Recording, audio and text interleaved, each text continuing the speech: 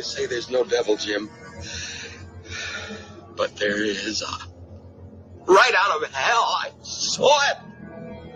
Matt, where's your crew? On the third planet. There is no third planet. Don't you think I know that? There was, but not anymore.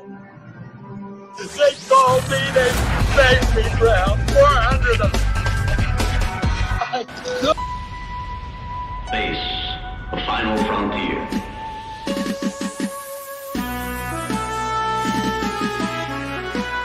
These are the voyages of the starship Enterprise. Its 5-year mission to explore strange new worlds, to seek out new life and new civilization, to boldly go where no man has gone before.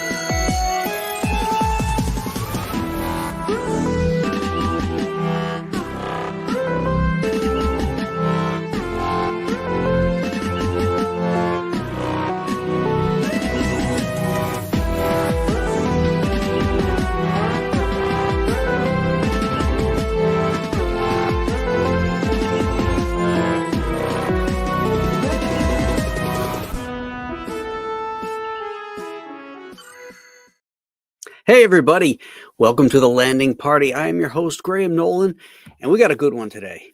One of the best of all 3 seasons, the Doomsday Machine. Let us get started with our captain's log. It is Stardate 2501.15.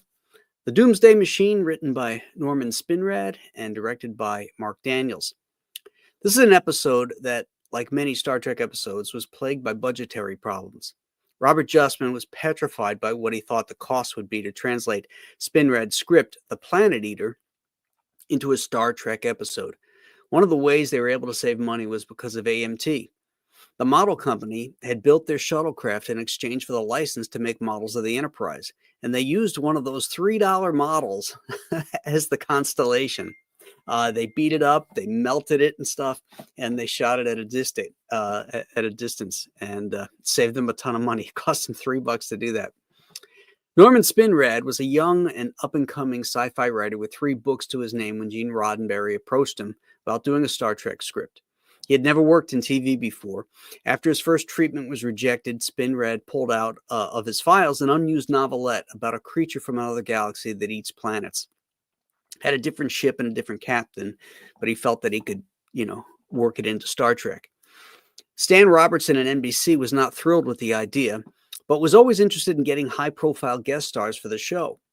Gene L. Kuhn told him that Robert Ryan, had expressed a desire to do a Star Trek episode, and that he thought he would be perfect for the Matt Decker role. Spinrad was told to expand the Decker role so it would be suitable for a named actor. So he came up with the Moby Dick Captain Ahab motif. Gregory Peck played Ahab in the John Huston film, and Spinrad thought Ryan had a similar acting style, and as such, wrote the part for Robert Ryan.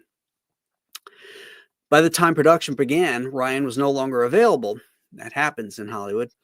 Timing is everything.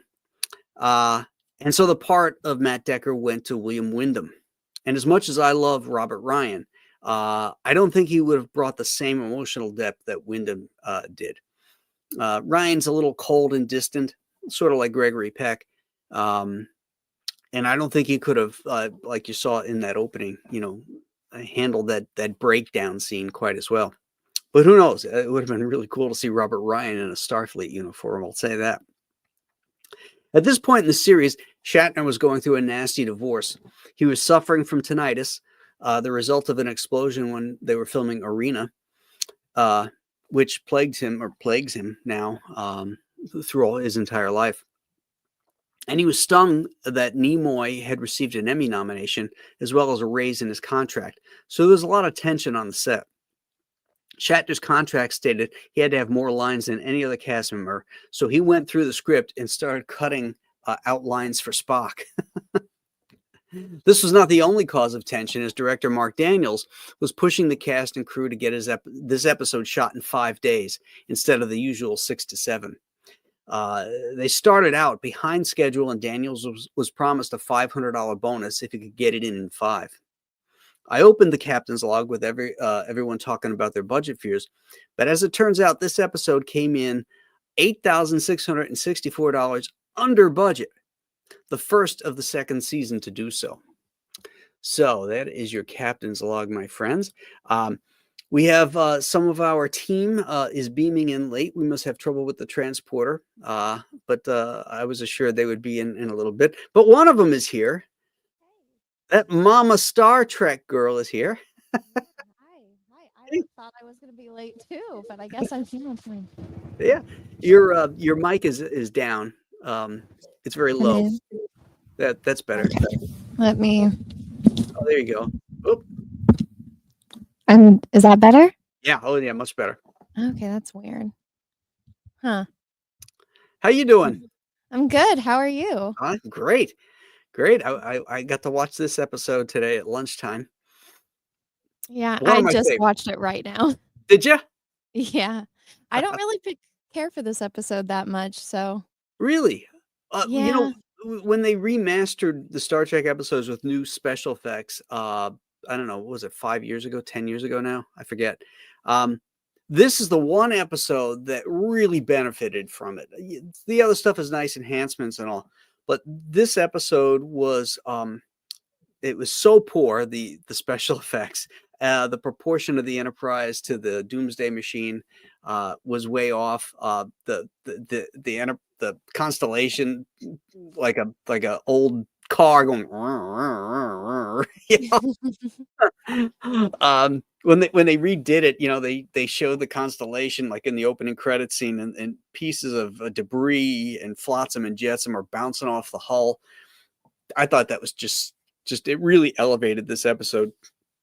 Yeah, I don't remember. I know I've seen the original one on like VHS, but I don't remember the difference in the graphics. I hate Decker, so I don't like. Well, you don't like Commodore Decker?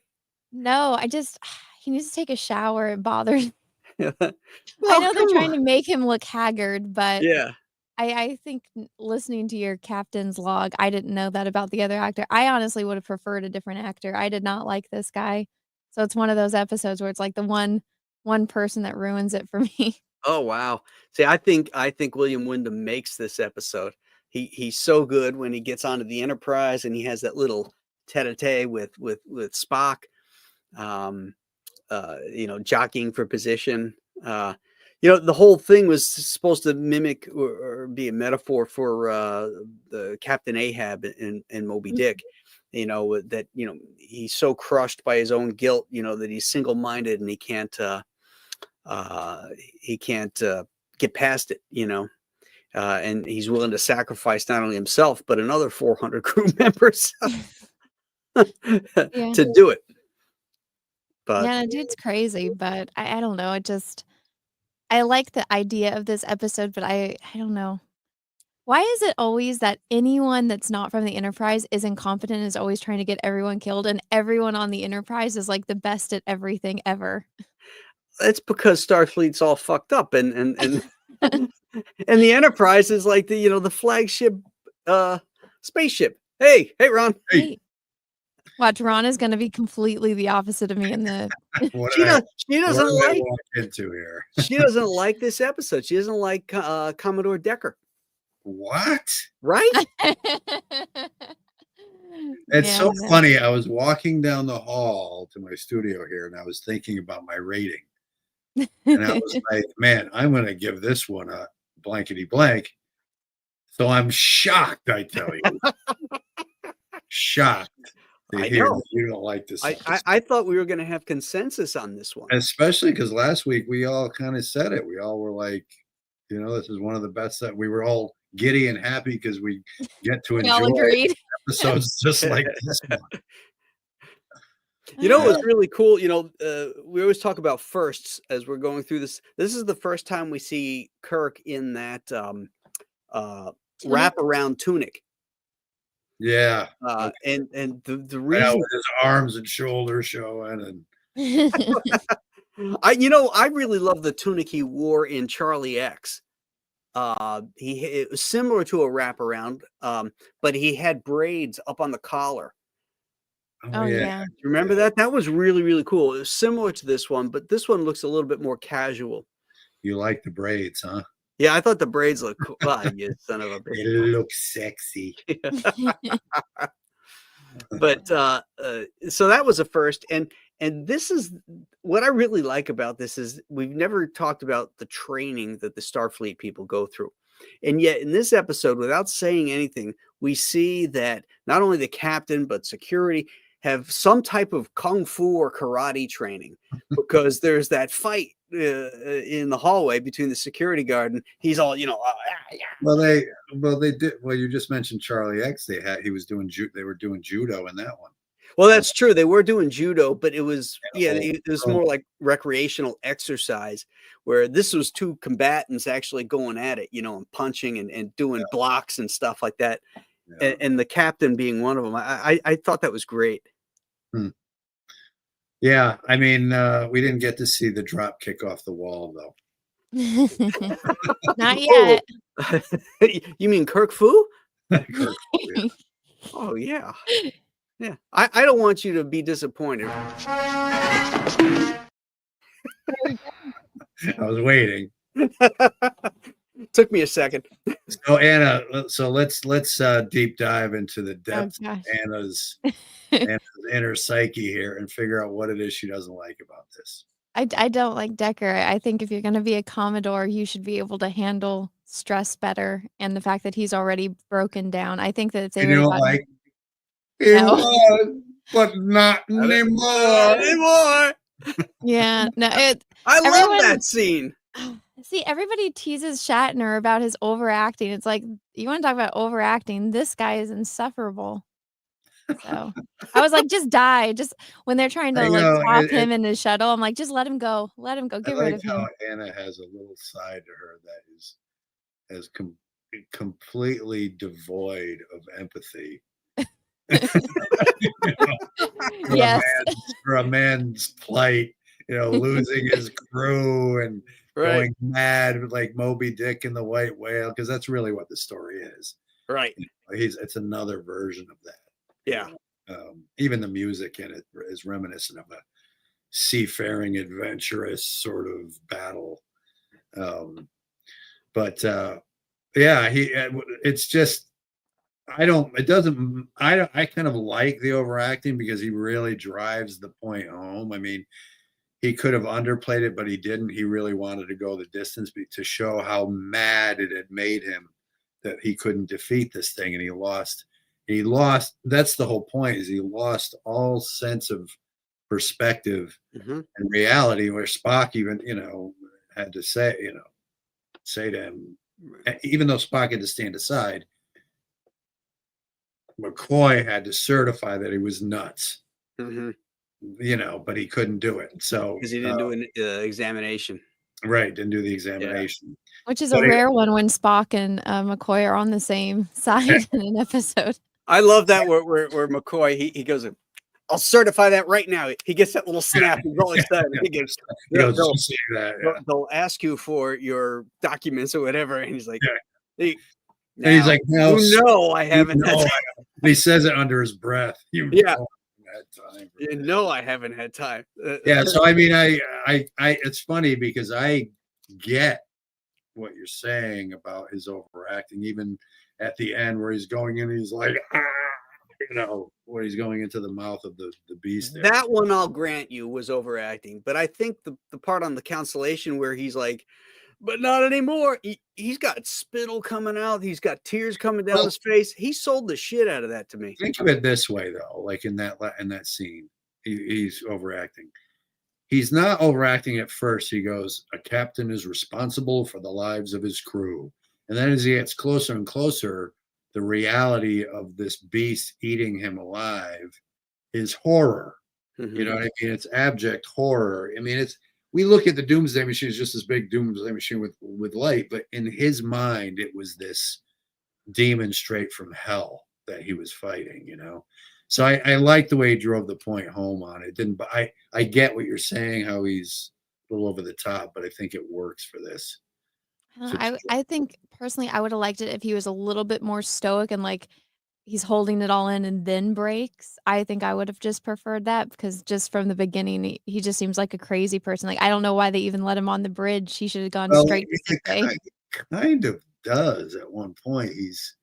When he comes up to the bridge and he's just sitting there with his his legs crossed and he takes control of the ship. And he's got the 2 discs in his hand. He's playing with them, and Yeah, he's doing his Captain Queeg. yeah, he was very calm, Pink Mutiny. And then he was commanding them, but he was unshaven and unruly, so on purpose to show that he was unraveling, kind of like Pigpen from Peanuts, Yeah. And the next thing you know, he's just a mess. But you can see they deliberately did that to show how he was just unraveling. And Wyndham came up with the idea of the tapes, moving the tapes like Bogart did in the K Mutiny to show that he's like he's just focused on what he's doing, and this is like a nervous tick type thing, to show that he's a little off the rails. I like that a lot. Yeah, but the karate chop thing again, where he defeats the security guard in the hallway all too easily. Well, they had a little bit of a tussle. Yeah. And then I'm trying to remember what he does. Well, he gives the double hand back punch. Double handed. That's what which first never works. He gives him the kick in the ass, and then the double hand back punch, which is like worth nothing. Now you missed my captain's log, but you know who this part was written for? Who was going to be Matt Decker? William Wyndham's part. I know that from somewhere. I think I've read that somewhere. Who was it? Robert Ryan. Oh yeah. Yeah. No, I didn't. You imagine him? I mean, Robert Ryan's like 6'2", 6'3". Yeah, you wonder how these people would have done the role differently. He would have been a lot better. He'd have definitely been more stoic because that's just his acting style. William Wyndham aside, what did you think about it? Oh, the episode.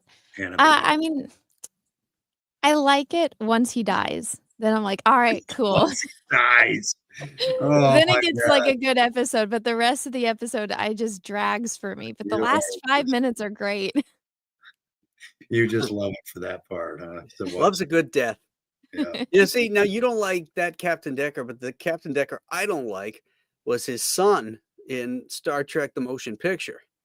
I hated that. Oh, was that Decker? Oh, geez, it didn't occur to me that was his son. Yeah, well, they don't make it clear in the movie, but in the book that was written, from the movie, it's clear that he's Commodore Decker's son. I didn't even realize that.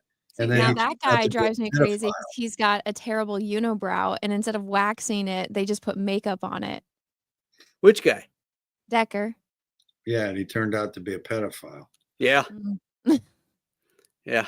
He was on a spiritual show too. Yeah. Heaven Can Wait? No, it was Heaven something. It wasn't Heaven Can Wait. It was and his wife was from Star Trek. From Star Trek 4. Yeah. Man, what a shock that must have been. Yeah, didn't he move to like Kansas and like get remarried and everything? And is living a normal life? Well, there's no way he's going back into the Hollywood. Yeah, Seventh Heaven, that was it. Even though, Seventh Heaven. Thank you, Anthony. Even though a lot of them in Hollywood are pedophiles. You'd think they would have welcomed him in, but his big mistake was getting caught. Yeah, that's the biggest mistake. Yeah. Yeah, that was shocking. I was like, oh my God, really? That's what they're saying about all these fires. It got rid of all the Diddy and Epstein evidence in everyone's houses. Yeah, there's all kinds of conspiracies. Well, it was an arsonist, I guess. Some guy, they found a couple people and they had all this equipment and gear on, like store packs and stuff. Yeah, they think it actually started like drug addicts up in the hills lighting fires and shit. And then you had those guys, Can you imagine that, man? Like, wow. Yeah. I mean, this is literally one of the worst and it's the worst disaster of like one of the last 100 years. I mean, it's just.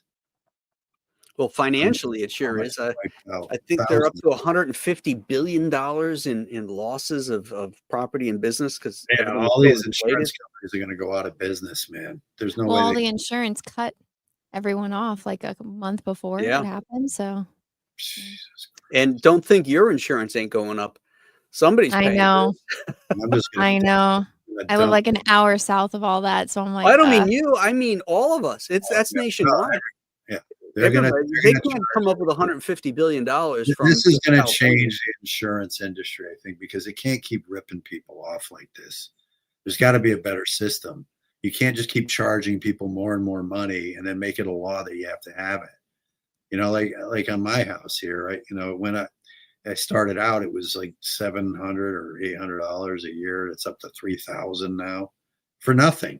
For homeowners insurance? Yeah. So over the years, I've paid tens of thousands of dollars. Holy cow. That's a lot. Yeah, it's ridiculous. That is a lot. I mean, I think I only pay $1,000, $1,200. Yeah. I could get have to pay $1,100 for car insurance. You go into my account and they take it right out of my bank account. So I'm going to dump them pretty soon. Yeah, I would. Different policy. But they don't have insurance in the future in Star Trek. Otherwise, the Constellation would be insured, wouldn't it? Well, what? They don't even have money in the future for humans, so. And then they have credits or something. They got credits and Navy beans. We know that. Where is Aaron? Yeah, he said he was running late. He's running really late. I was at my son's wrestling tonight. Oh, how'd he do? He did good. He went up against one of the best guys on the other team, and he had to go up a weight class to cover for someone who wasn't there. But he won his last match, and but this one it was real close. What's his weight class? In this one he's 165, but he's normally 157. 157, yeah. I wrestled 148 and then wrestled that at is 157. Small, man. You must have been tiny. 140 in the 140s. Wow. Well, it was almost 150, and I wrestled up to 158. Yeah, high school, you weighed on over the years. Yeah. 190 now. Well, that's a good weight. You look bigger than that. Yeah. I know you love hearing that. Yeah, yeah. I wish my wife would showing everybody your guns online all the time. Oh, hey, here's me drinking a beer, everybody. Check it out. My nickname is 7-day waiting period. Oh, God. Oh, man. So, anyway, let's get back to our episode here, guys. Trivia is on this episode, or any specific trivia other than the two. I'll repeat it for you since you missed the beginning. But one of the ways they saved money was the Constellation. They couldn't build another starship. So remember when they cut that deal with AMT Models, and AMT built them the life-size the Galileo 7? That gave them the right to make models of the Enterprise. And so they used one of those $3 AMT models for the Constellation, beat it up. Oh, yeah, I knew that. Yeah. And the funny thing is, you can tell because those models, because I had two of them, they were notorious for the pilot, the things to sag the engine. Yes. The nacelles would. Yeah, it was always annoying because you could never get it to just be even, how much glue you put in. Yeah, so you could tell that it was that, but it was still effective enough, especially for that. Anthony wants to know, is it true the machine prop was a frozen sock? Close. It was an airport windsock that was dipped in like paper mache or concrete. I always thought it looked like a burnt cigarette, like a black burn cigarette. I thought it looked like a cornucopia. A blunt. Yeah, it did look like cornucopia to me too. Yeah. Like radioactive cornucopia. And in the original, before they digitally redid it, the proportions were way off. this is this giant planetary thing, and he says it has a maw that was bigger than a dozen starships, and yet when you see it on the screen together, it looked like the Enterprise could just barely fit into the mouth in the original effects. In the original effects, is that? Yeah. I seem to recall. Oh, so it was bigger, huh? Yeah, because it was supposed to be tiny going into that. Yeah, because you're supposed to be able to get this thing's breaking up planets, and it's supposed to hold like more than 12 starships. I love the effect of it blasting away, like it's a big energy beam and stuff. Yeah. And this is another episode where sometimes the phasers were red, I think in the original, were they? In the original? In the original, the phasers were red, maybe? Well, I watched the digital remake or remaster, and it was blue. Let me see. I'm going to pull it up on another screen here. Yeah, see if you can find a phaser shot. While you're doing that, I'm going to get a couple super chats in. This has got to be Russell. Neil Gaiman's homemade truffle butter for $5. You wouldn't think a planet-eating intergalactic dune worm would get indigestion so easily. Good point. Another one from Neil Gaiman's homemade truffle butter. Yeah. Yep. If you hate Decker, you should love this episode. Let me share it. Yeah, it's red phasers. Let me make it share. How do we do this again? Hold on. Let me get through these. Paul Taylor for $10 Canadian. Thank you. Hail and good evening. This is a great episode. So many good lines. Don't you think I know that? There was, but not anymore. Awesome line. And Anna would let her chubby friend die before going out of her way to enjoy a single little taste of heaven. Cecil has lived long enough. He can die. Thank you for that, guys. Much appreciated. All right, you got it? Oh, here we go. Yeah, you can see it? Yep. Can you blow it up, though? Yeah, click full screen. Click there you go. These are the voyages of the You Starship. have to fast forward through it to the... Its 5-year mission to explore strange new worlds.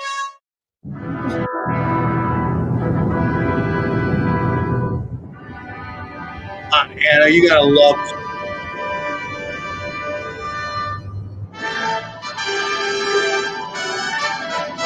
See, look at the original.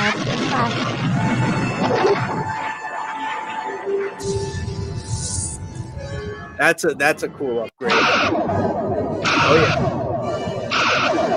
Oh my god. Directions. Yeah, it is.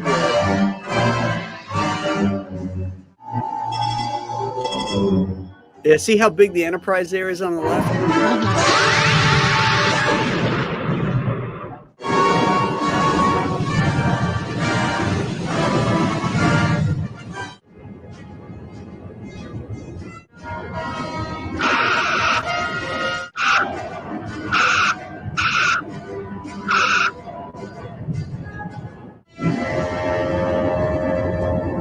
It's cool to see them side by side, isn't it? Mm-hmm. Okay, Anna, you ready? Yeah.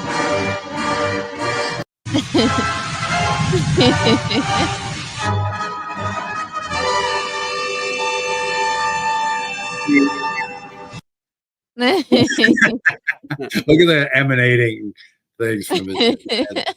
But if you look how cool it is in the remastered, how small Yeah. the shuttlecraft. Exactly. I mean, here's the back end of the nacelle coming out here. More like And it. also it's a changed angle. It's not such a dead-on side view, which is so much of the Star Trek special It effects. would have been badass if this thing encountered V'ger or something, Oh my gosh. at that size. Yeah, I would have been cool if they had brought another Doomsday weapon. Like that maybe the Enterprise D finds it. And it eats up the Borg's cube or something, that would be really cool. He's screaming Anna's name right here. Anna! Anna! See what he's like, Anna's hatred is burning him alive. The Eye of Sauron.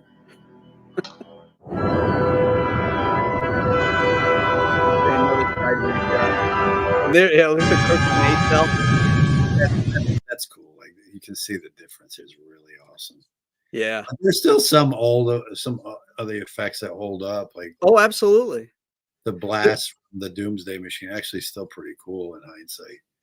That's good. Looks like a giant eye, like you said, Eye of Sauron. Yeah. Like this blast in the original, I think looks pretty cool, but Yeah. this is better for sure.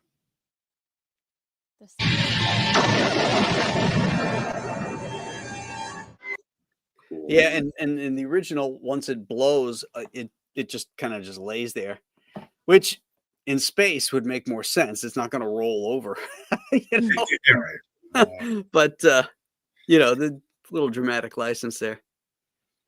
A little. They always went for the drama, which is what. Anna, let's see how you would have acted it out. I'm not an actress. I can't do Yeah, that. sure you are. You're on screen No. all the time. You're always things. Let me see you give us like your Commodore Decker. Let's see your. I can't do that. Let me hear you do the "not anymore" line. I can't do it. I'm not an actress. Oh wait, listen to this. Especially not on the Green spot. says there was a novel called Vendetta. Doomsday machines were built by preservers to fight the Borg. Oh, that's cool. And Ferengi board Locutus analog.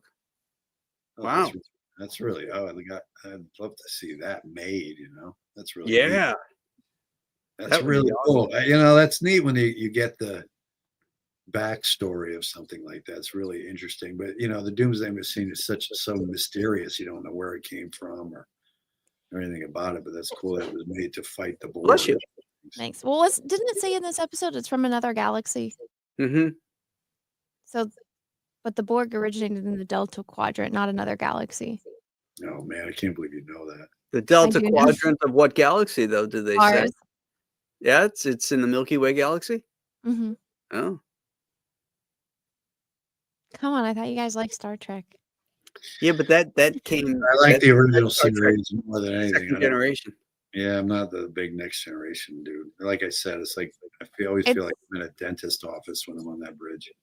No, it's from a Voyager. Actually, they encountered this race that used subspace corridors, and then they wake them up out of hibernation, and they see 7 of 9, and he's like, "Oh yeah, the Borg. They were just getting started and only assimilated, a few dozen species back 900 years ago." I gotta have to watch that one. That's interesting. Yeah, I actually, I used to watch Voyager here and there. It wasn't too bad, but is that the one with Kate Mulgrew? Yeah. Way. The first couple of seasons are kind of meh, but once you get to season 4 and beyond, it gets really good. It's always better. Every Star Trek after the original series. Yeah, the original series didn't matter, but it only got good like in the Next Generation and that one when it got darker. Yeah, the whole Locutus and Borg thing. That's when it was peak. Good stuff. Wasn't that like the last episode of the second season? I think, and it was like the cliffhanger for the third season. And he turns and he's like, right. No, it was the third season, right? Because they already changed the uniform. So season 1 and 2 they don't have collar. Season 3 they have the collar. And they didn't know if Patrick Stewart was coming back or not. So you guys all got a real cliffhanger. Oh, they didn't know he was coming back? No, they didn't. They hadn't renewed his contract. They only did it for 3 seasons, so they didn't know if he was actually going to become Borg and die, and Riker was going to take over. Oh, interesting. I didn't know that. Yeah, they couldn't do that. Maybe you need to host the Next Generation. Well, didn't he always had some connection after that, though, even though he was saved, he still always had some weird thing that he had to fight back or something, right? Psychologically. That's a good episode. They go to Earth, and he has the breakdown with his brother. Oh yeah, in the vineyard. Mm-hmm. Yeah, I remember that one. Yeah, I like that. Yeah, it's like a PTSD that he suffers from his entire life after that. Mm-hmm. Well, see, that's the thing. He just did this complete atrocity, and he has all the memories of killing all of those people, and he's completely stoic, and then he doesn't break down until he's with his brother. See, that's the kind of stuff that I like. This episode with Decker, I'm like, Picard killed a lot more people than you. You just accidentally killed your crew. It was an accident. He thought he was saving them. He should have. Did you ever read Moby Dick? I remember reading it. I don't remember enjoying it, it's- and so it's I've kind of pushed it out of my mind. It's that. It's just he's just mad. That's all it is. I think that he was probably directed to act as mad as he could, Yeah. to pull off the Ahab thing. So I don't think it was, I think it was over the top deliberately. But see, I don't think somebody that's that high ranking should be that. I don't know. I'm Yeah, scared. Well. Hey, oh, look All what right. it- Now, wait a second. Hang on. We had an art auction for David to benefit David at the end of Graybeards, and it went way longer than I thought it was going to. So I apologize. But That's all right. For good. Well, that's it for the landing party, friends. I want to thank everybody. We just gave our ratings, Aaron. Yeah. I want to hear the captain's log again. I'm gonna have to go back and watch the start of the show. Yeah, there's some good stuff in there. Okay, before you hear what all of us think, what do you think of this episode? Are you guys already to the point of scoring it? No, not yet. Okay, No. this used to be my favorite episode forever, and it's now my second favorite episode. But I won't tell you what the other one is. We'll wait till we get there. But, and I watched the remastered version last night, and we've talked about this before, but it's amazing how big a difference it does for this episode with those remastered special effects. Yeah. We just put it on screen. I just watched it. Now, Yeah. am I overreacting here? But don't you think that William Wyndon deserved an Emmy nomination for his performance in this episode? Yes. Yes. He was great. Aaron, you have no idea. This is awesome. This is awesome that he comes in and he says that. I have no idea what this whole episode has been so far. Go ahead, have at it, you two. I can't wait. Does Anna hate it? Do you think she's Yeah. like overacting? She He hated hates this William episode because of William Wyndham. I don't hate the episode. It gets a lot better when he dies. Oh, That. See, now you're not being honest. Now you. No, I literally said I said, don't like hate Decker, this and I episode said because earlier of I the- like it better once he dies. Oh. It's all on recording here. This to me is the ultimate Star Trek episode for me personally, because you're on the edge of your seat the whole time with this danger, right? And then you've got the human interest side with Commodore Decker. He just like killed his whole crew, and he's like total guilt and ripped apart by all this. Anna, what do you know? And then at the end, right, Kirk is like, beam me aboard, and the freaking transporter blows up with like seconds to go. You're like literally going, he's not gonna make it. I love this episode. Aboard. I know, beam me aboard, and then the transporter's going boom. The only problem I have with it is Sulu waiting too late to tell Spock that the bay doors are open. I like when Spock says, He goes, Scott, "Close use them." inverse phasing. Yeah, like he knew what was going on. But he's like, the bay doors are open. Close them. Too late. Well, then why did you even bother telling me, Sulu? don't you think you just ought to close them anyway, since it was a non-authorized, Like, you don't need to go through the chain of command. right? Shut the damn thing. And then tell Spock. Yeah, what are you, German? Then you get your gold star. You should have went, Mr. Spock. I just had to close the bay doors because someone's trying to fly an authorized shuttlecraft. Then he would have gotten a commendation. Right. Yeah, exactly. He saved Decker's life. But the only thing that really bugged me about this episode, and this speaks volumes about being on a schedule and a budget and everything else, right? There's that scene or that shot in the shuttlecraft where Decker's, I'm going to ram it down his throat, and the camera dollies in for a close up, and it's out of focus, and it pisses me off. It's always pissed me off. And they probably had no time to go in and reshoot it or whatever. They just said, I'll use it. It's a hair out of focus. Well, they had no time because Right. typically they have 6 to 7 days to shoot an episode, and this one they had 5. So Mark Daniels, they said if you can get this thing done in 5 days, you get a $300 or $500 bonus, Wow. which is like about $3,000 and $4,000 in today's, So Mark Daniels is one of my favorite Star Trek directors. He directed some of my favorite episodes. So he did a lot in the second season too. yeah, and this is my favorite season overall. So I know you. Mark D and C with the $5 super chat says one of the best episodes watching on TV at college, and a fire alarm goes off. The RA was going to write me up for not leaving. Told him go ahead. Good for you. not missing this episode. This is the Doomsday Machine. And I highly approve of your Fantastic Four number 5 version of Ben Grimm. Very cool. I saw William Wyndon at a San Diego Comic-Con, and I was going to go up and get his autographed picture, because this is like one of my favorite episodes, right? Yeah. And I saw he was charging $50 for an autograph, and I just flipped him the bird and walked off. Wow. Yeah. I said, Wow. come on. He I had would some I cool would have gone stuff. 30, but 50, and this was like 20 years ago. That was a lot of money. You know what he said about that convention? He said, he said, they say there's no devil, Jim. But there is. I sat there in hell at this convention. Right out of hell. You should have seen it. No one was at his table either, and I felt bad for him, but $50, that's why no one was at his table. Come on, William. Jeez. Did you just I'm glad I add got something that in, Ron? What? Did you just add something? I was trying to share the screen again with the remastered. Yeah, yeah. Okay, gotcha. Full screen. There you go. It's so much better when we can refer to this. Looks very much like Commodore Decker's Planet Killer. And it was pursuing us. Look at the back shot there from the back cameras where the I know. out the back. That's I so love cool. that.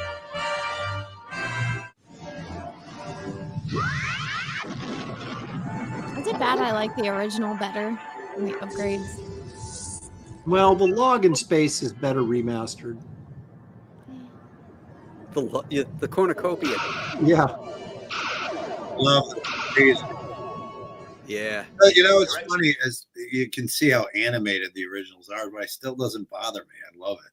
Oh yeah, I don't care. I like the new ones too, but those red beams, like it's like a cartoon, but there's something fun about it to watch. In the third season, the phasers had a lower registered sound, like a brrr, brrr, brrr. Really? Yeah. Yeah, there's some episodes there. I always had that sound. But the third season there's a lower register sound. Can you find an example? Oh, well, I can look. Okay, basically what he's saying, Graham, is he's calling you a liar and he doesn't believe you. Is what he's saying. Yeah, I don't recall that. As the host, it's up to you guys to do this research. Yeah. I am the captain. I am charging you, Ron, with finding the third season phaser blast. Did you guys? How many people of our group here? Obviously, how many did you guys watch it like last night? Rewatched it. I watched it today. Okay. Did you notice? Did you both watch the remastered or the original? The remaster. The one that's on Prime. Okay. I'm sure there is a shot with the remastered that is so great. It's the shot of the ship, the Enterprise, but it's above the Enterprise looking past it, and the other ship, the damaged ship, is below it. It's just this incredible depth shot that they couldn't have done in the original, but it was like just something they added in that remastered. And I always loved that shot. I was like, that's so. The one in the beginning when they find it. Yeah. And they're like, but it's like this, you're looking down, past the Enterprise to the ship below it. This is a nice shot of the remastered of the damage done. Mm-hmm. Yeah. I love the opening sequence when the titles are still coming across the screen. It's sort of an angled shot, and all this meteors and flotsam and jetsam from the planets are bound. One of them actually hits the hull. Yes, and shatters. Yep. That's so cool. Cool. Like this too, like where the metal crap. Now hold on, freeze that. Look at how small the hangar deck looks here in the remastered one. Yeah, that thing barely gets out the door. Yeah. Whereas in the original, I think it's better because it looks bigger. It looks a lot bigger. Yeah, no, I agree. That's true. I didn't really thought about it. One thing I always annoyed me though is it always looked like the hangar doors were going to cut off the front of it. Like when it would land and stuff, they would shut when they showed it in the past. Like always stopped right about there. Yeah, he can barely get out the door there. Especially with Sulu trying to close the doors on him. Or not. Or not close the doors. Oh, it's too late. And No! oh my God! I just saw her giving birth. Okay, this was a little over the top. This scene was a little over the top. This is Peach's face in the delivery. We saw it in the delivery room. You've got the light of God around his face, but he still can't deal with the horror of what he just Right. did. Is that her intestines? This is what Peaches saw when he looked down there.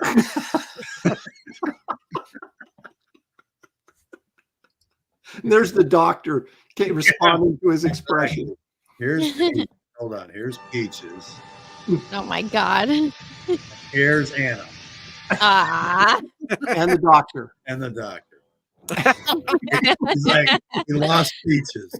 Lost Peaches. Somebody get some smelling salts. That's the name of this episode. We lost Peaches.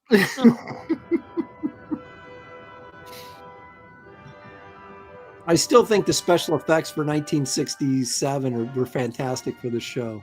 I was just saying that before, how they still hold up and they don't bother me, There's something about this freaking show, man. But this particular episode, as Aaron said, really, really benefited from the remastered stuff because so much of it is exterior to sell this large story. Even the way they made the Enterprise, and not the Enterprise, the other ship, the Constellation, it's rocking back and forth a little bit, like it's unstable. Yeah, like if you watch. Yes. Yeah, we're in the original. It's like a car that's got a bad transmission. Yeah, moving back and forth here. Yeah, it can't stabilize. Yeah, this is the model, right, that they got from the store because they didn't have an extra Enterprise, and they. Yeah, it looks like a cat chewed it. Yeah, and there's no opening on the back of the tubes or whatever there. Right. It's a $3 AMT model. Yeah, because they didn't have an extra one for this episode. You know, it would have been great if that giant hand from was it Cat Spa? Or Who Mourns for Adonis? Apollo. Yeah, if he came in and grabbed that cone and then put ice cream in it, that would have been awesome. Make a parody of it. Exactly. The hand comes in and grabs the cone. Yeah, that would have had a whole. Yeah, they're flying through space and they see the hand and they're like, "What's it holding?" And it's just a giant ice cream. Graham, you see what Ethan's saying? I did. Kick him out of here. I am just denying it. Yeah. He doesn't like Star That's a Trek. terrible take, Ethan. What are we There missing? would be no Star Wars if there wasn't for Star Trek. That's right. What am I missing? Where's Ethan? Right here. He just commented. Comic Artist Pro. He said, "This isn't good." He said, "Star Wars is better." Wow. Come on. Yeah, but look what happened to Star Wars. Two different. Yeah, exactly. Well, you could argue the same Star thing. Wars, Star Trek got Star Trek too. We just don't watch the new stuff. That doesn't count. That's right. Well, technically, it doesn't. It's in a different universe. It's in the Kelvin universe, right. Well, look at you go. Yeah, but you know what? know. At least Nerd. as Star Trek got, it doesn't ruin it for you to watch the old stuff. Whereas Star Wars got so bad, now I don't want to watch the old stuff. Yeah, there's because I know what's happening. I know that Luke is just a piece of shit. So can't root for him anymore. Everyone's a piece of shit. Completely wrecked that. I mean, it's like it feels like, honestly, because Star Wars was so amazing as a kid, and how I was right at that age, like Luke kind of was. But then to see what they did with it really feels like a rape almost. Yeah, like and raped it. Like it just took it, pinned it down, and just molested the hell out of it. That's really when Rey returns his father's lightsaber to him, he throws it away, throws it off the island. and he's sitting there all scummy, drinking blue milk or Green. green milk, whatever that shit was. Wiped it off his beard. It's just, Yeah. come on, man. All that, led to this clown.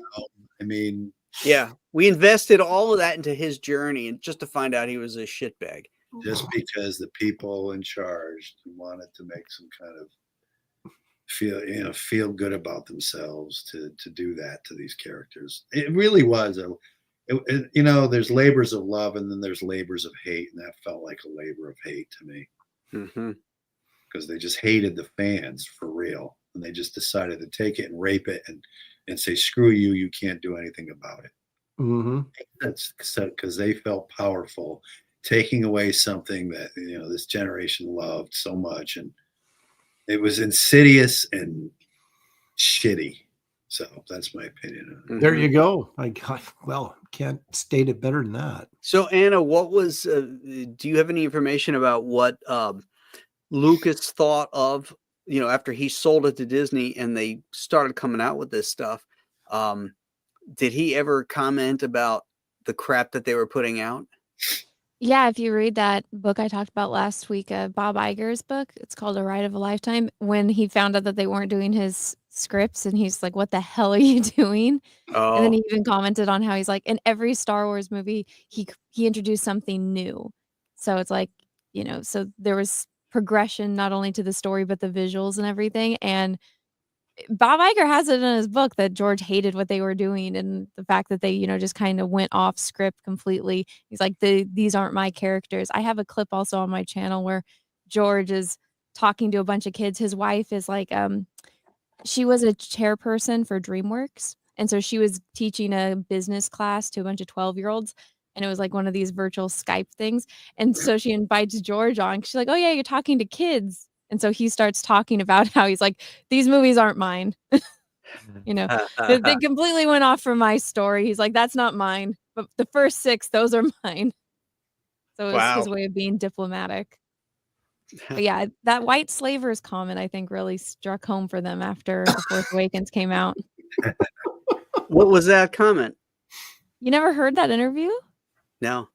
So right after The Force Awakens came out 10 years ago now, George did an interview where he talked how like Disney are white slavers and how they took his child and bastardized it. Oh, is he called Disney white slavers? Right. Yeah. Wow.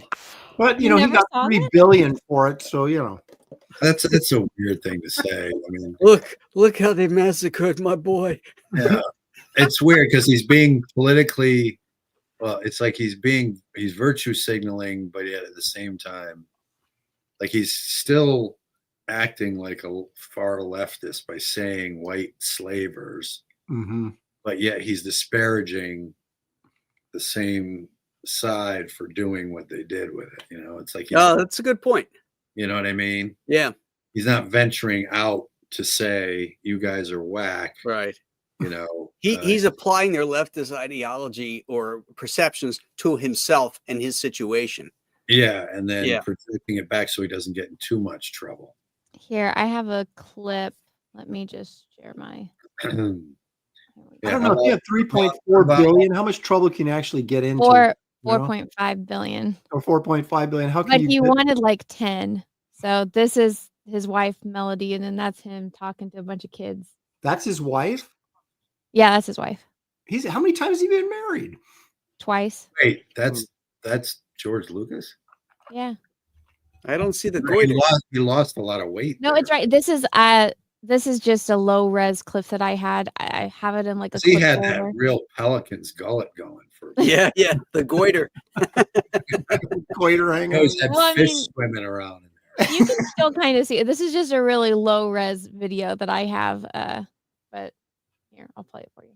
I've kind of lost control of Star Wars, so it's going off in a different path than what I intended. But You got to click the volume tab. Turn it up. Oh, it's not playing? No, we You just can barely hear it. It's really low, though. Oh, it's coming from my speakers. Okay. Let's try that again. Okay. I've kind of lost control of Star Wars, so it's going off in a different path than what I intended. But the first 6 are very much mine and my philosophy. And I think that philosophy sort of goes beyond any particular time, because it's based on history, it's based on philosophy, it's based on a lot of things. And you know, the first three basically tell you how a democracy turns into a dictatorship. You end up with a tyrant, the emperor. It's a very important now, where we are now in our political history. BS. No, it's not. It makes a lot more sense now seeing his wife. Yeah, that he would say that. Yeah. Seriously, I mean. No, I mean, yeah, I know exactly. I thought the same thing. I thought, well, now that's why he's virtue signaling, you know. It's like he's so pussy whipped that he has. Well, yes, she's the one that made him apologize for the white slavers comment. So. Oh, she did. Yeah. Well, she called up Bob Iger to apologize on behalf of George, and then he apologized right after. So. Oh my God, man. Oh wow. I know. I would be furious if my wife called and apologized for me. Yeah. These guys' nuts get caught up inside their abdomen somewhere along the line. I just don't even, you know, I don't get it. But it's what Not yet, Andy. It's coming up. That's a second season episode. That's a good episode. Dakestrom. Mm-hmm. It's weird because Blackula. George Lucas back in the 70s just looked like this cool dude. He did American Graffiti, and he's got the long dark hair, and he just looked really, you know, with it and stuff. And then to see him there, you know, capitulating, and yet at the same time, it's just bizarre. But you know what? He goes out and he says, you know, my original vision was about, you know, how a democracy can turn into a what did he say? A democracy turns into a dictatorship. Into a dictatorship. You know, that BS. wasn't what the story was. Flash Gordon, for God's sake. That's I know it's total BS. That's not well, I'll give you a little context. Before in this stream, she's talking about capitalism and why it's not bad to children. So I think he was relating what she was talking about, to what he was saying about Star Wars and relating that in. So she was saying capitalism isn't bad for children, or is? It isn't, because she's talking about how good capitalism is because she's a businesswoman. Oh, okay. Well, all right. Well, she's on the right side then. Yeah. Good for her. There's nothing worse than a billionaire talking about how capitalism sucks. Yeah. Someone who benefited from it the way he has. I mean, he's gone so over the top before he sold it, milking the fans for every last cent for action figures, because he had the rights to all of it. I know. Yeah, he was smart, you know. And then he would relaunch the same freaking things. Well, and then look at what Disney's done. George Lucas became a billionaire just from the toys. I mean, look at how many I have. And you got $1 billion worth right there. They can't give the Star Wars toys away now. Like what Rose Tico was getting sold for 5 cents. That's so true. I remember I went into what was the toy store before it closed down? Toys R Us. It might have been Toys R Us. But I used to bring my kids there all the time when they were little, back in the early mid 2010-ish. And I loved it. They loved it. But man, by the time before it closed down, all the shelves had Star Wars stuff on it and were just sitting there. Yeah. You know, they were giving them half price, and nobody was buying any of it. None of it. Toys R Us is the most overpriced store ever. I have a cool. We used to go to Toys R Us like at midnight on would they do it on Black Friday? It would be open at midnight or something. We used to just go in there and hang out, ride the little cars and stuff around them, break them, and then run. Well, it was the only game in town when you wanted to buy toys. Yeah, you know, back in the 80s and 90s, you know, yeah. Or even the 70s, really. Well, there was another toy company, KB Toys. Yeah, KB Toys was the other. They had a lot of back then though. They had a lot of stores that were like Bradley's or Caldor's or things that had big toys. The same way they had toy departments. Yeah, same way Target is now. Yeah, remember the Sears catalogs?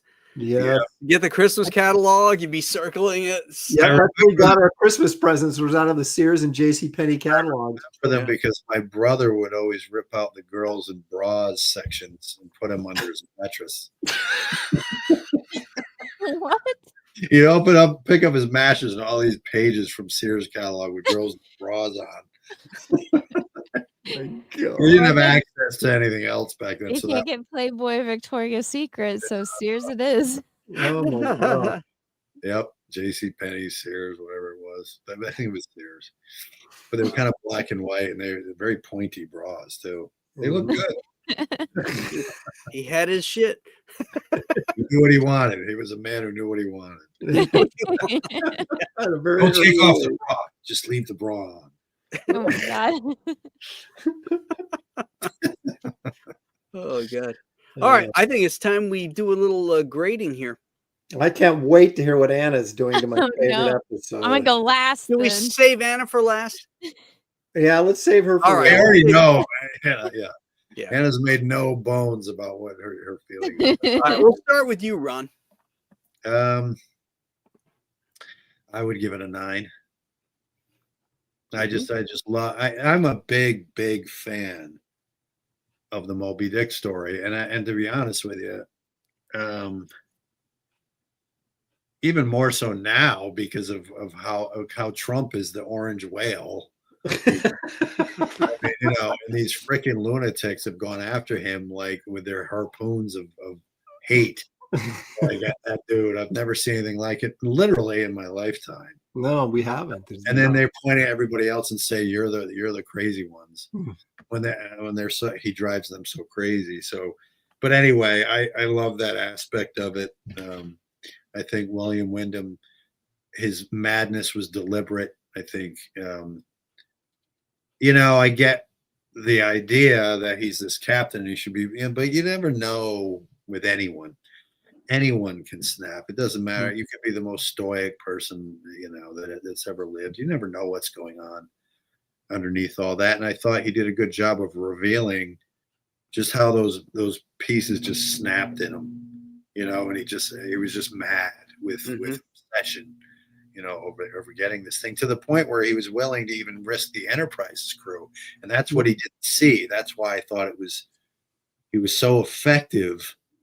Because he couldn't even see how he was willing to risk that crew, even though he was supposed to be so burnt up about his own crew, he was willing to risk the Enterprise crew. So that shows how mad he was because there was no logic to it at all. It was just madness. There's that great scene where he's sitting when he discharges Spock from his duties, and they play that dun-dun-dun music, and he's looking around the crew, and the crew is all like on the bridge, and he's just like, and then he gives him helmsman, he gives him the coordinates to go attack the thing, but he's like, you can tell he's like looking around like he knows nobody, that he has no friends on that bridge at the moment, but he's still going to go forward and do. I might actually even give it a 9.5. I think I like it that much. 9.5. Yeah. All right. Aaron? Anna? Look at Anna. I'm going last. Hiding behind your microphone. I'm going last. Anna's going to bring the average down. I guarantee that. Buckle up, baby. 10. My first 10. Okay. We've got 2 great weeks here. We had Amok Time and this Amok Time. And next week is great too. What's next week? Next week is Wolf in the Fold. Oh, I love Wolf. We even got to see Anna in the delivery room in this one. Oh my God. That's true. We got to see Peach's reaction. I'm giving it an 11. I'll give this an 11. You can't. It's only goes It's going to 11. But if all right, 11 is better. I would this before they did the remastered effects, I'd have given it an 8.5 because the original effects sort of brought it down for me. It was one of those ones where I wanted to, if somebody said, "Oh, what Star Trek episode should I watch?" I would say, "Oh, this is a great one here." but I wouldn't say it because the special effects might turn somebody who's not a Star Trek fan off and say, well, this is pretty hokey looking. But since they've redone it, I got to give this a, I'm on the fence between a 9.5 and a 10. Yeah, the only reason you guys are gonna hate me. Yeah, Anna. Below 10 is I cannot stand. It's the only thing I didn't like about it was the security guard fighting like this. He's like this, like trying to do some karate. I'm like, come on. See, I love that. He gets his butt kicked like it was nothing. Yeah. Well, the captain did more. He practiced harder. Yeah. Clearly. All right. Just because of that, I'm giving it a 10 now because I love that scene. Fair enough. Okay, Anna, you're up. Right. Let's say bring our average down. I was gonna go lower, but I'll give it a 5. What? Oh, my God. Now you know what? Now I am William Wyndham. No, I give people reactive. You can't give it above a 6 or 7 or 8. I was gonna give it a 4.5 until Graham pointed something out that I was like, "Oh, that is true." You're just trolling us. I'm serious. I cannot stand this guy, and I know the whole episode's supposed to make me not like him. But if he would have gradually went insane, and they're commenting like, "Oh, he did." No, he didn't. He was crazy from the beginning. Why would you let this hobo dude run your damn This is ship? exactly why he did such a great performance, because it pissed you off. It does piss me off because I'm just like, you're a Commodore. You're supposed to have been trained to be able to handle. Okay, that's just about enough. I just I got kicked. You have just earned more stripes. You are now Admiral. Just like Aaron was last week. Oh my gosh. This comes from the girl who loves Metamorphosis. Wait, you guys did too. Sorry. Oh yeah, we all love Metamorphosis. Not me. No, I didn't. I was on your side, Aaron. Oh, were you? Okay, which one am I thinking of? Oh, the one where Spock falls in love. Oh, the spores. The Side of Paradise. You liked that one, didn't you? That one's sentimental. That was one of the first ones I watched, and it's on the whoa. Back up. You have zero business now talking about anything that's sentimental. Cold, heartless. She wants this guy dead. Who has zero empathy for what this dude went through. No, I have a lot of empathy, but I'm not a captain. I am not an admiral. I'm not a Commodore. I'm not in a position where you're not even a yeoman. Yeah. That is not my profession. So you are the sanitation crew on the internet. Oh my God. Well, technically, with how many diapers I've changed, yeah, I am on the sanitation crew. Hey, fair did enough. Anybody during this episode during the show before I got here, did anybody talk about the chick that stood in for Uhura? No, we didn't. The blonde chick? Yeah, she had more lines in this episode than Uhura ever had in any episode in the first two You know what's seasons. funny about that too is they always had a soft lens on her. I know. Yeah. They do that on all the women. They do that a lot. They did that on Uhura sometimes, not all the time. Yeah. Well, that's because Black Uhura's don't crack. beautiful though, so they didn't need Black to. don't maybe. crack. Yeah, she's not. Yeah, if you look at all of the women, you can see all of their lines. Crack. Yes, Uhura ages a lot gracefully compared to all the other women. So Yeah, well, Uhura was beautiful. So. Yeah.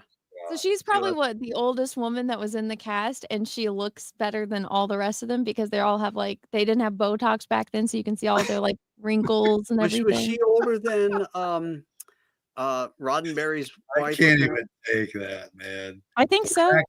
Don't crack. You've never heard that? Never. Yeah, I never heard that either. Because the first thing You've never heard Black don't crack. Conjures up all kinds of imagery in my head that I can't. Black people don't age as fast as white people because what rock are you guys living under? What? The 70s rock? I don't know. Maybe. No, that's Come on. dreaming. How long have you guys been on the internet and you haven't heard that expression? I had never heard it either. Clearly not as long as you. You're spending too much time on the internet. That may be the problem, man. Too much time on the internet. You have gone down some serious rabbit holes, I think. I didn't even hear this on the internet. I heard this in real life. Yeah, you sure you're not hanging out at 4chan or whatever, one of those freaking crazy places? 4chan? Well, only if you want movie leaks and stuff. But no, I'm pretty much banned from all those things. I always hear about these. Majel Barrett and Nichelle Nichols are the same age. They're both born in 1932, so they're. She looks 32? Holy cow! 1932, yeah. And see who held up longer. Oh yeah. Oh yeah. Well, her looked both fantastic. look Even as an old lady, she looked good. Because black don't crack. Gosh, there you go. I can't even think about that. You can't look at me. I just can't. You guys learn something new every day. I came across this today. How I warp thought it was drive interesting from Forbes magazine. Did you guys see this? No. Can you read? Can you read that? No, you have to. How zoom warp in. drive works. That's all I can read is how warp drive works. Dude, you gotta. Can you pull up that artificial intelligence Star Trek thing I sent you? You guys got to see this. It's really cool. Let's see. Well, let's go over this first. Yeah. It tells you. Can you see it now that I've enlarged it? Kinda. It's still a little. Yeah, blurry. Matter antimatter reactor into the dilithium crystals goes into the electroplasma system. Okay, now I can read And then the warp plasma is sent through the electroplasma system to the plasma injector. The plasma injector feeds the warp plasma into the warp field coils. And the warp coils generate the warp bubble around the ship. I didn't know there was a warp bubble. The warp bubble, yeah. And the warp bubble helps to bend space around. It folds it like a piece of paper, so when you without changing anything inside the bubble. So, Oh. which is really, really cool. But then it says, with the exception of the matter-antimatter reaction and the theory of a warp bubble, this is complete fiction. This is the warp drive. This is the warp drive that scientists are working on today. A football-shaped ship is surrounded by a ring made mostly of exotic matter. What the hell is that? I know. What does that mean? Space expands behind the ship. The ring warps space around the ship, and space contracts in front of the ship. All of this is currently theoretical. Yet you think the exotic matter they're talking about is human bodies. Or Soylent Green. Soylent Green is people. Discovered warp speed, but there's one catch. Yeah. Can you put the link to that into the private chat, and then I'll be able to call it up. I don't even. I sent it to you off my phone. Let me see if I can find it. Hold on here. You sent it to me individually, right? Oh, here it is. Okay, I got it. Oh, you do? Okay. Cool. Yeah. Hold on.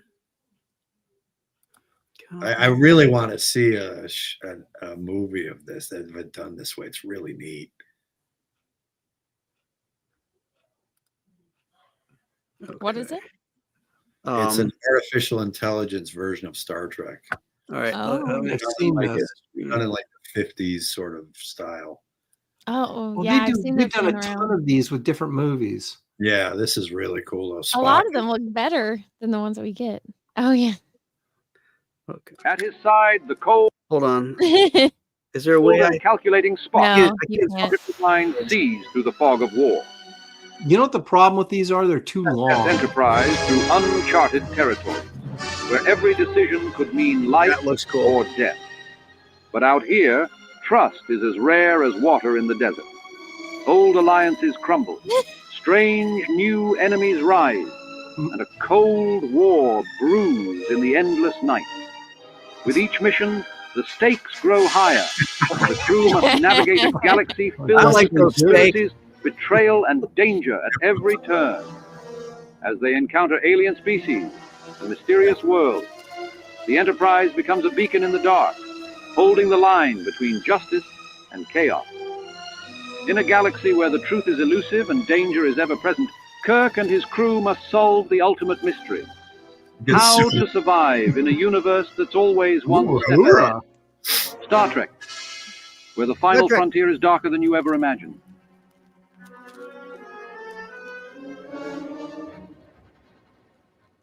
It was a good one.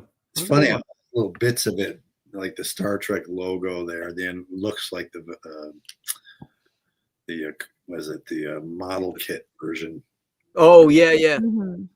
It's funny with AI is because they'll get all these really cool textures and shit, and then you've got a guy firing a revolver pistol in space. I like those phasers too. They're like these white light things like shooting down. And I like how the first shot of Kirk looks like Kirk. And everything else doesn't, like Spock looks completely different. Like it's a weird version. Shot. What's that? Spock looks different in every shot of him. Yeah, he was. So it was Kirk. Well, you know, it's AI on a budget. How did AI pattern that face of Spock? What was it looking at? Like, it's interesting. Some of the background shit was really cool. Like when they showed you that landscape, like a moon landscape, and then the space and the planet in the background. That was real. That looked like Wally Wood drew it. Yeah. Exactly. It'd be nice colorized too. Yeah. It definitely had a Forbidden Planet kind of thing going. Yeah. Yeah. Definitely. All right, guys, we've been rolling for an hour and 15 minutes here. Fatigued. Well, some of us showed up 15 minutes ago. Well, some of us were working hard on other programming too. So yeah, I was a few minutes late. I was on time. She was on time. So let's see. Anna got it's a 10, a 10, and a 9.5. That was Anna. I was a 5. Oh, you were a 5. All right, so that's 20. No, it's a 10. It's a 10 because you take out the you throw out the high and you throw out the low. So it's a 9. It is not a 10. So we don't average the 4 together. You throw out the high, you throw out the low, and then it's still a 10. Yeah, that's how I look at it. That's exactly how it. Yes, kicker again. All right, you guys are all artists, not so that leaves a 10. 5. You know what? I'm bringing it up to 10 just to keep it at 10. Yeah. What episode are we watching next week? Thwart Anna for this insane Wolf in the Fold. Oh yes, Wolf in the Fold. All right, Wolf in the Fold, written by Robert Bloch. Yeah, who wrote Psycho. Rajak. And Winnie the Pooh is the killer. Oh, yeah. Spoiler alert. No, Piglet, not Winnie the Pooh. Piglet, yeah, not Winnie the Pooh. Winnie the Pooh's innocent. Yeah, you guys. I'm speaking of Jack the Ripper. I'm reading a book called. Oh, geez, why am I? I'm getting Alzheimer's. I can't think of it right now. But it's about the building of the World's Fair. That guy that murdered people. Yes, thank you. With like the House of Horrors. Yeah, man. It's like, and it's a true story. It's like in the 1800s. Author, 1893-ish. Yeah, there's a documentary on that. It juxtaposes the guys who built the World Fair, this one particular guy, and then the people around him, how they got it all together, and then it cuts back to this other guy how he becomes this, and he leaves little things in the book so far. He's like the first serial killer, first recorded American serial killer. Right? It was right after Jack the Ripper, like literally right, because Jack the Ripper only lasted from like August to November, and the last woman they found, she was just gutted from her neck. Yeah, and then they never found out who it was. And then this guy was fascinating. He went on to Alpha Centauri, and then eventually over to basically the planet. Yep, basically. Well, aren't they making a movie about this with Leo? Oh, are they? Oh, I would love to see it. I heard that they were in the works of it. It's the guy's such a good writer. I can't think of his name. Again, I'm drawing a blank. Is this it? White City? Devil in the White City. Devil in the White City. Yeah, something like that. That's a sequel to Devil in a Red Dress, right? No. Graham, did you get all the super chats? I did. Let me just see. Double check. I'll double check. Hey, how about no, I missed a couple. Yeah. Russell got some through. Yeah, he did. The real Luke Skywalker married a smoking hot ginger and battled a space god. Yep. That was worth it. By the first 3, he meant the prequels. Yes. Talking about Lucas. Mm-hmm. Meaning the first one, the second one, and the third one, in my mind. And this is kind of a double dig at Anna. Right. The Godfather of Star Trek episodes. Thank you, Russell. Hey, not to off topic, but what about this Neil Gaiman thing, man? We'll talk about that backstage. All right. You don't want to talk about that on air? Oh, I left Comicsgate Kings the other night because it was so gross I couldn't take it anymore. I just left. I've never seen. I mean, I've seen careers crash and burn, but I think I texted you earlier, Graham. This is like watching a shit-covered asteroid fall from grace. I mean, it's just. I mean, there's falling from grace, you know, but this is. And you had to describe it as shit covered, didn't you? Oh, yeah, you just had to throw that in there, didn't you? Gosh, darn it. Oh, Kick me now. Oh, Lord. Yeah. I mean, honestly, I just can't even. Were you guys friends with him? No, he's a fucking jack off. I wouldn't be friends with that dude. Yeah. I mean, even years ago, I'd met him once. And I just like, what a fucking douchebag. Like, and he thinks he's Ernest fucking Hemingway. Like, always wearing black. He's just an idiot.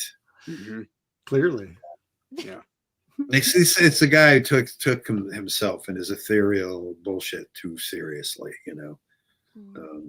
Went right to his head, and then as it's all being revealed, he was a sick fuck. Mm-hmm. Did you end the show yet, Graham, or are we still on? Yeah, we're still on, but we're leaving now. Well, all right, everybody. Guys. Thank you, everybody in the chat. Thank you for the super chats. Next week, we got a great one, another great one, 3 in a row. Wolf in the Fold. We'll see you then. Bye-bye.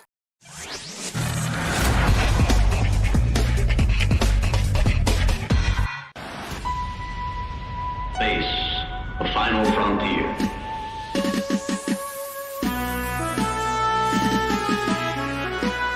These are the voyages of the starship Enterprise.